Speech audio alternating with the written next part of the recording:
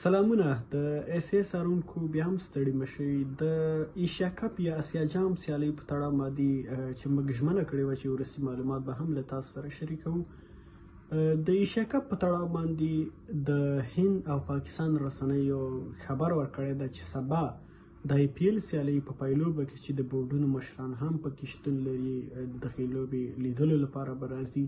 شاید د دغه سیالۍ مهالویش اعلان شي. د افغانستان، بنګلادیش، سریلانکا او د دې ترڅنګ د نیپال کرکټ مینوال په دې اندېښمن وو چې هند او پاکستان د سیاسي کړکېچ له امله دغه سیالۍ لغوه نه شي او د افغانستان ترڅنګ به د هیوادونو سیالۍ هم له خطر سره مخ شي. همدا ډول به د یاد کرکټ بورډونه چې دغه نه کومه مالي ګټه ترلاسه کوي له دې محروم شي. خو نه، داسې ویل کېږي چې د ایشیا کپ سیالۍ کوربتوب پاکستان ته بیرته په خپل واک کې ورکول شوی ده، خو ځینې شرایط ورته ټاکل شوي دي چې په هغې شرایطو کې به پاکستان د ایشیا کپ سیالۍ ترسره کولو لپاره خپل پلان جوړوي او تکمیلوي. تر اوسه پورې رسمي سرچینو دا خبر نه دی تایید کړی، خو ولې په غیر رسمي سرچینو چې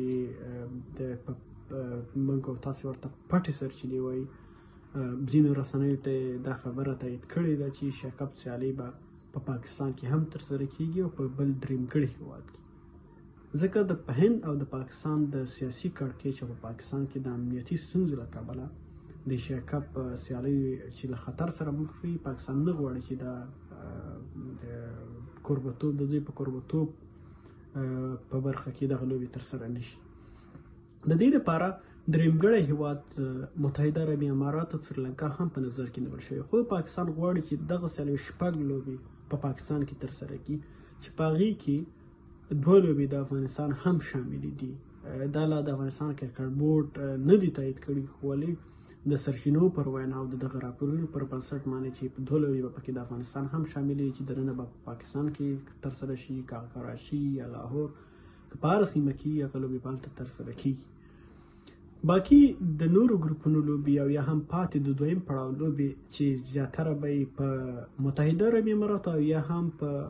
سریلانکا کې ترسره شي، نو د دې لپاره سبا وروستۍ پرېکړه اعلانېږي د آی پی ایل سیالۍ د پایلوبې وروسته. اوس پرېکړه په دې شوې ده که هند پایلوبې ته رسېږي او که نه رسېږي، د دغه سیالۍ پایلوبه به په بل هېواد کې ترسره کېږي، یا به متحده عربي امارات یا سریلانکا وي او د دې ترڅنګ د هند ټولې لوبې به هم په دغه کې ترسره کېږي، په دغه هېواد کې ترسره کېږي. او د هند او پاکستان چې په یو ګروپ کې شاملې دواړو لوبه به هند په متحده عربي امارات او یا هم په سریلانکا کې ترسره شي. نو دا د ایشیا کپ په تړاو وروستي معلوماتو چې 6 لوبې به په پاکستان کې دننه او نورې به د پاکستان د باندې ترسره شي. په دغه 6 لوبو کې شاید د افغانستان 2 لوبې د پاکستان کې دننه ترسره شي.